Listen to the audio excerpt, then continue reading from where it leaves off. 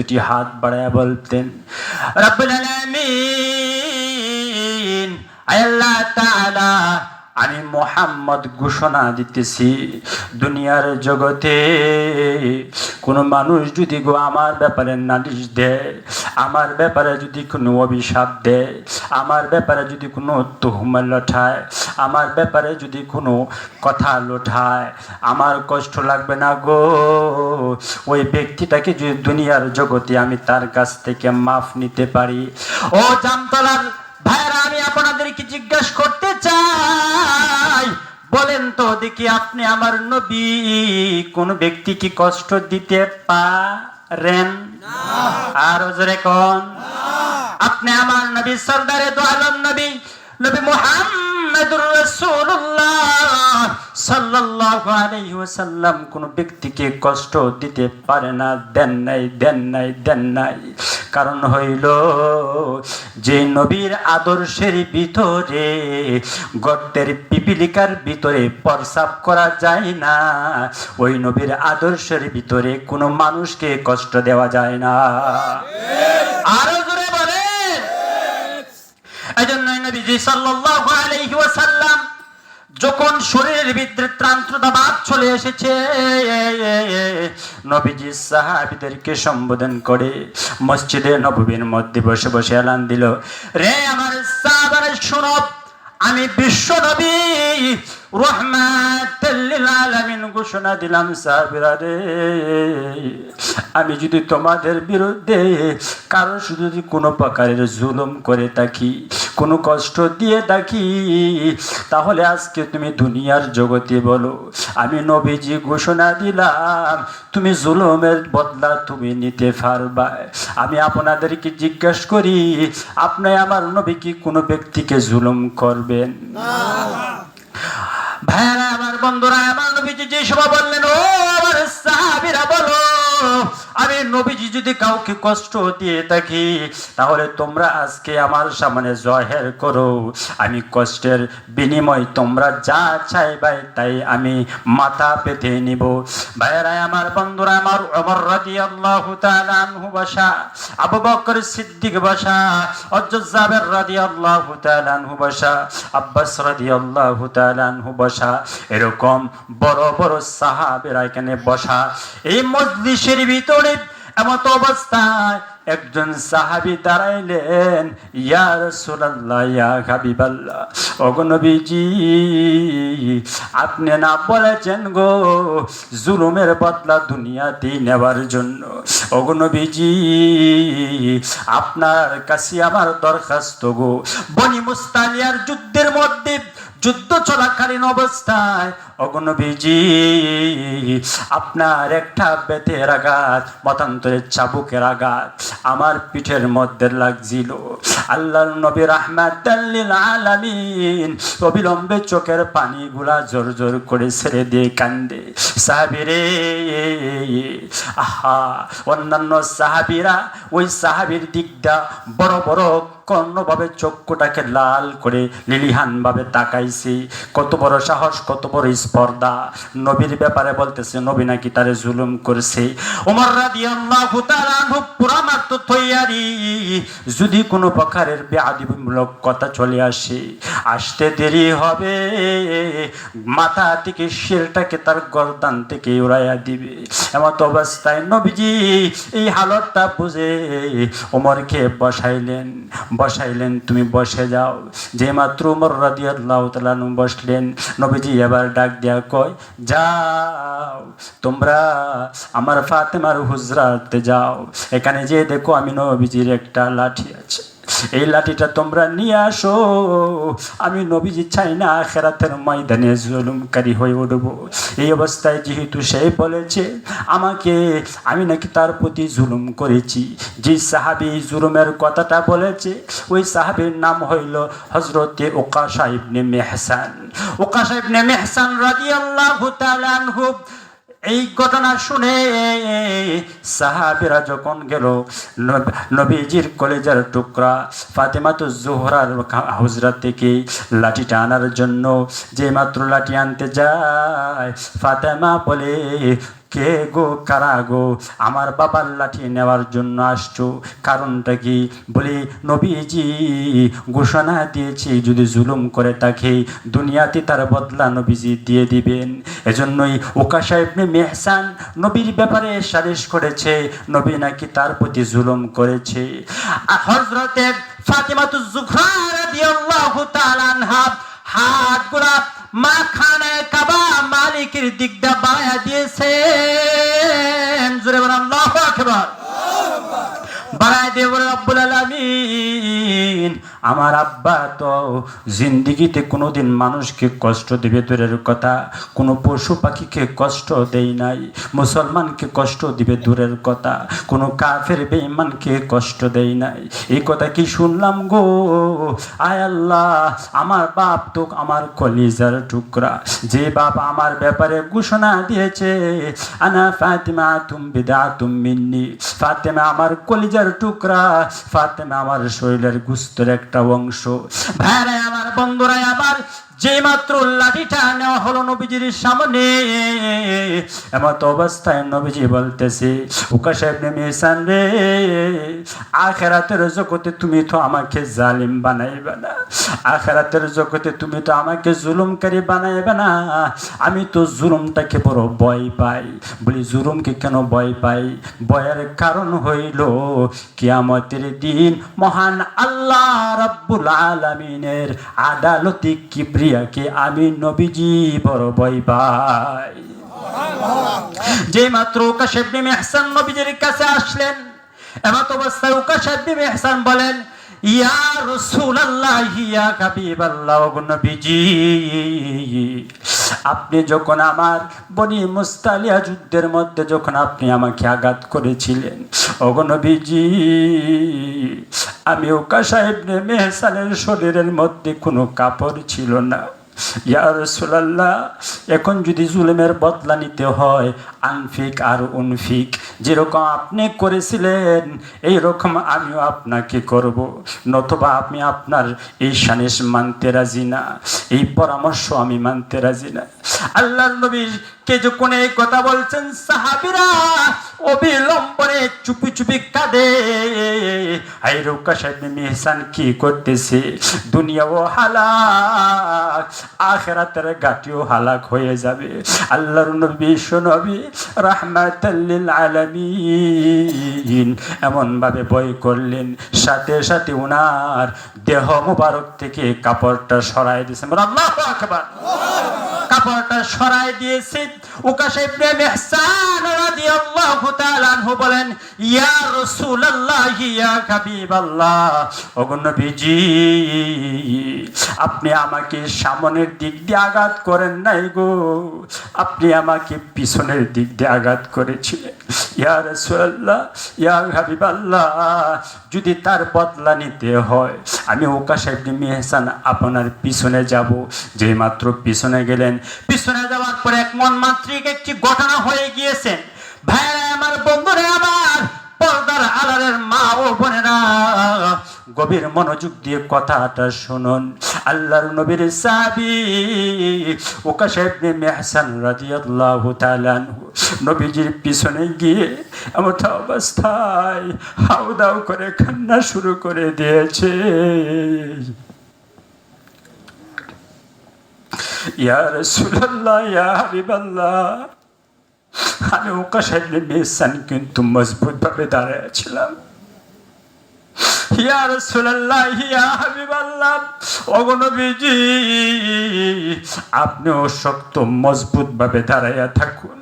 যেই মাত্র দাঁড়াইলেন, উকাশা ইবনে মেহসান রাদিয়াল্লাহু তাআলা নবীজির পিছনের দিক দিয়ে যাই নবীজিকে জড়াইয়া ধরিয়া নবীজির খতমে নবুয়তের মোহরে সাথে সাথে সুমা দিয়ে ফেললে। সুবহানাল্লাহ। উকাশা ইবনে মেহসান রাদিয়াল্লাহু তাআলা আনহু যে মাত্র এই কাজ করলেন, উকাশা ইবনে মেহসান বলেন, ইয়া রাসূলুল্লাহ, ইয়া হাবিবাল্লাহ, ওগো নবীজি আপনি কেমনে ভাবলেন গো আমি উকাশা ইবনে মিহসান আপনার কাছ থেকে বদলা নিব?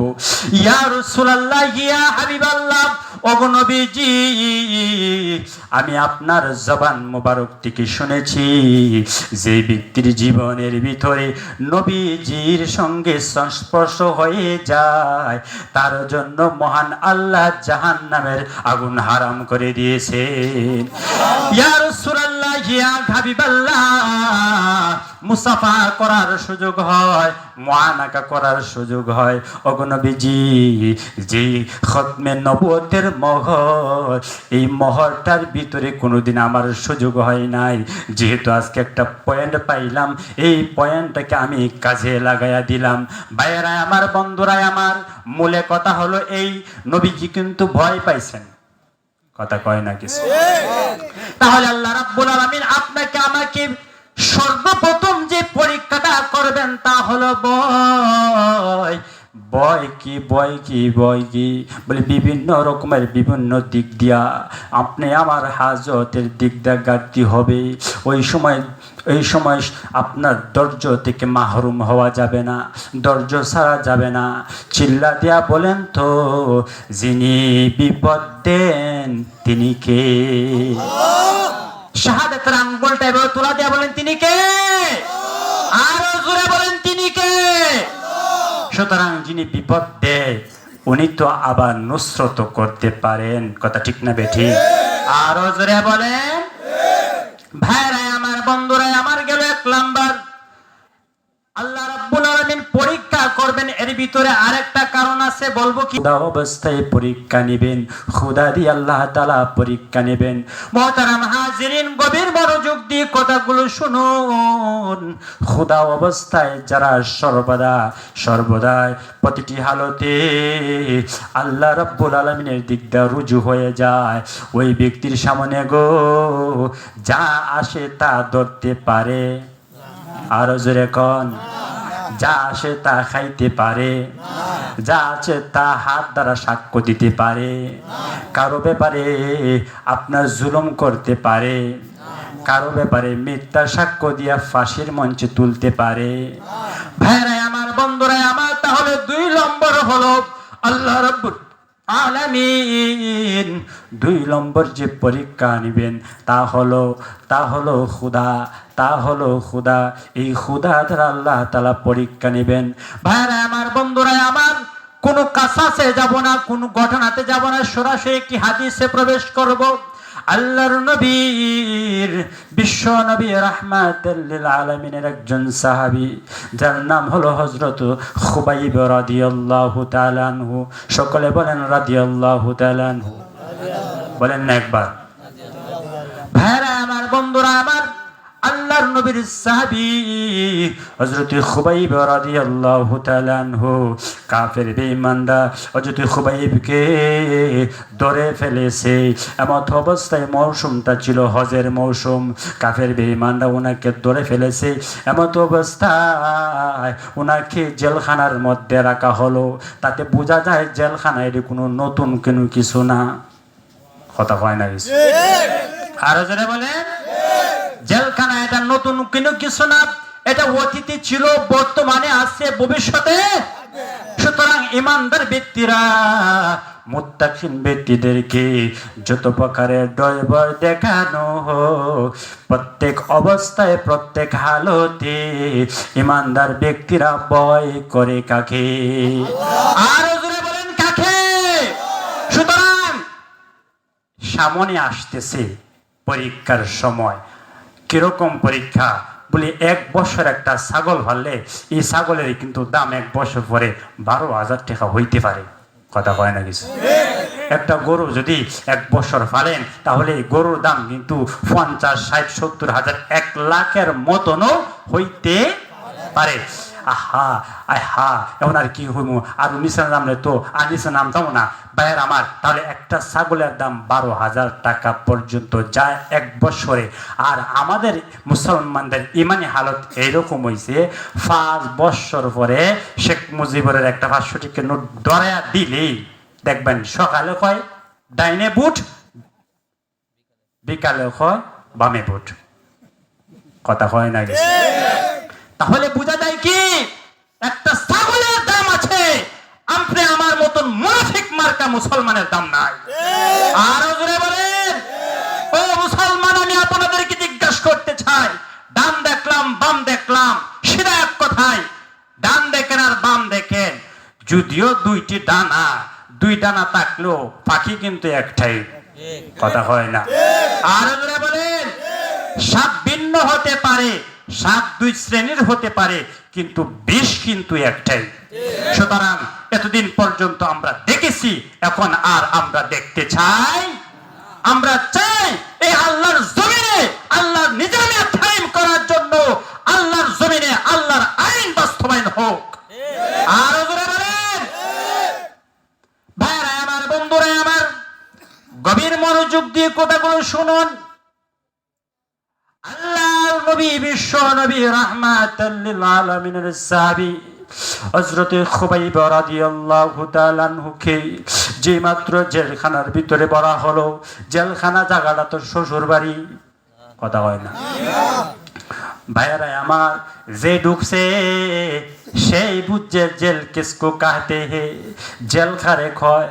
ভাইরা আমার, গভীর মনোযোগ। আল্লাহর নবী হযরত খুবাইব রাদিয়াল্লাহু তাআলা আনহুকে জেলখানার মধ্যে যখন বড়া হলো, এমন তো অবস্থায় সপ্তাহ দিন পর্যন্ত খুবাইব রাদিয়াল্লাহু তাআলা আনহুকে ক্ষুধা অবস্থায় রাখা হতো। মনে আছে না 2 নম্বর পরীক্ষা? 2 নম্বর পরীক্ষার নাম কি? ক্ষুধা অবস্থায় রাখা হতো। ভাই আমার, বন্ধুরা আমার, গভীর মনোযোগ দিয়ে কথাগুলো শুনুন। খুবাইব রাদিয়াল্লাহু তাআলা আনহু এক সপ্তাহ অনাহারে, ওনার সামনে নাপাক খাবার, অপবিত্রতা খাবার রাখা হতো। মুফাসসির কেরাম বলেন, খাবারটা কি গো? খুবাইব রাদিয়াল্লাহু তাআলা আনহুর সামনে খাবারটা রাখতো আর বলতো, খুবাইব রে, এখনো সময় আছে, তুমি আল্লাহ তার রাসূলের একত্ববাদ কথা থেকে তুমি সরে যাও। আরো আসতে বল, আরো জোরে বলেন। ভাইরা আমার, বন্ধুরা আমার, খুবাইব রাদিয়াল্লাহু তাআলা আনহুকে এইভাবে যখন অফার দেওয়া হইতেছে, বারবার অফার দেওয়া হইতেছে, খুবাইব রে সরে যাও, তুমি সরে যাও। খুবাইব রাদিয়াল্লাহু তাআলা আনহুর এক সপ্তাহ অনাহারে, তার চোখের সামনে খানাগুলা যখন আসলো, খানাগুলা কি বলা হয়েছে? খানাগুলা হলো শুকরের গোশত আর মদ। আরো জোরে কর, আরো জোরে। শুকরের গোশত আর মদ তার সামনে যখন রাখা হয়েছে, আপনি আমি যদি হইতাম তাহলে কোনা খাইতে মশালা দিলাম নে, বলে যতটুকু খাইলে বাঁচা যায় এতটুকু খাওয়া জায়েজ। কথা হয় না? আরো জোরে বলেন। ভাইরা আমার, বন্ধুরা আমার, তাদের উদ্দেশ্য খানা না, তাদের উদ্দেশ্য হলো খুবাইবের পেটের ভিতরে যখন হারাম খাবার ঢুকবে, হারাম খাবার ঢোকার পরে তার ভিতর থেকে আল্লাহ রাব্বুল আলামিনের ইমানি ইস্তিহার দেন আছে, ওইটা চলে যাবে। মুহূর্তের ভিতরে সে মুরতাদ হয়ে যাবে, ঈমান হারা হয়ে যাবে। তাদের কৌশল হলো এই। ভাইরা আমার, বন্ধুরা আমার, চক্ষু কান খোলা রাখবেন। ইহুদি নাসারাদের কৌশল এত সহজ, তাদের কৌশল বড় কঠিন, বড় কঠিন, বড় কঠিন। আপনি আমি যাদেরকে আদর্শ আর মডেল পরে এক্সপোর্ট করতেছি, ওই সমস্ত লাল চামড়াওয়ালা আমেরিকার কুত্তাদের স্বভাব চরিত্র বর্তমানে প্রকাশ হয়ে গেছে।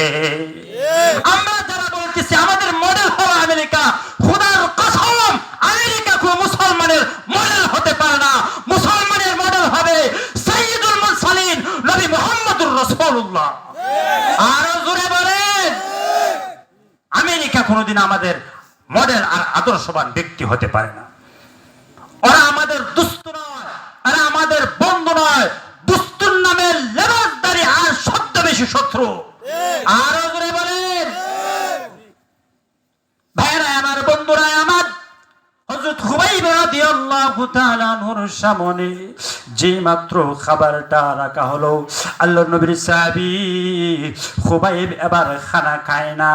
কত সপ্তাহ, 1 সপ্তাহ অতিবাহিত হয়, 2 সপ্তাহ অতিবাহিত হয়। কষ্টের কারণে পিঠ আর পেট সেপ্ট হয়ে যাচ্ছে, পিঠ আর পেট প্রায় লেগে যাচ্ছে, তারপরও হারাম খানা খায় না।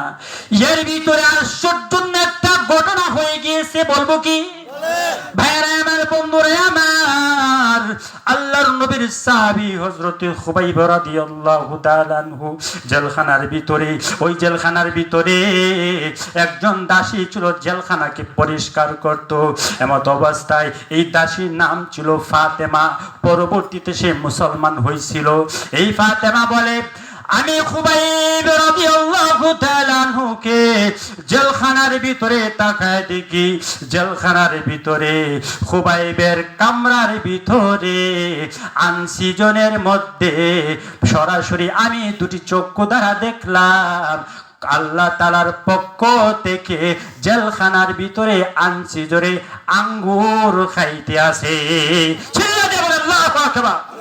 আর জোরে বলেন, ও ভাই, রিজকুন রাযাকাহুমুল্লাহ, রিজিকের মালিক কে? আর জোরে বলেন। যেহেতু রিজিকের কথাটা বললাম, আরেকটা কথা স্মরণ হয়েছে, কইতাম নি ভাইরা আমার, আল্লাহর নবী হযরত মূসা আলাইহিস সালাতু ওয়াস সালাম রাস্তা দিয়ে হেঁটে যাচ্ছেন। এমত অবস্থায় তাকায় দেখে আল্লাহ বলেন, ও মূসা, তোমার সামনে যে একটা পাথর আছে, ওই পাথরটাকে আঘাত করো। আল্লাহু আকবার করো। পাথরটাকে আঘাত করো, পাথরটাকে আঘাত করো। যেই মাত্র আল্লাহর পয়গম্বর মূসা আলাইহিস সালাতু ওয়াস সালাম পাথরের মধ্যে আঘাত করলেন, এমত অবস্থায় তাকায় দেখে গো, পাথরের ভিতরে আরেকটা পাথর। আরো জোরে কন্যা, পাথরের ভিতরে আরেকটা পাথর।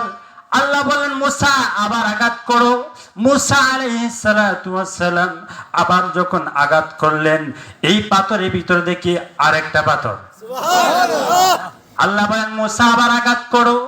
ওই পাথরকে যখন আঘাত করলেন, তৃতীয়বার তাকায় দেখে, আল্লাহু আকবার, তৃতীয়বার তাকায় দেখে গো, ওই পাথরের ভিতরে সবুজ একটা পোকা, আর ওই পোকার মুখে মহান আল্লাহ তাআলা তার খাদ্য পৌঁছায়া দিছে।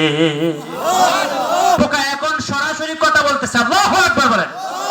পোকা ডাক দিয়ে বলে, আল্লাহর পয়গম্বর মূসা, বলি আপনি আমাকে আঘাত করার পর শুধু আমাকে দেখে আপনি সুবহানাল্লাহ বললেন। মূসা গো, বলে জানেননি গো, জানেননি গো, আমি পাথর যে স্থানে থাকি, এই স্থানে এই বসবাসটাকে মহান আল্লাহ তাআলা দেখে। শুধু তাই নয়, ওই পাথরের ভিতরে আমি আল্লাহ তাআলার জিকির আজকার করি, তাও আল্লাহ শুনেন। এমন কি ওই পাথরের ভিতরে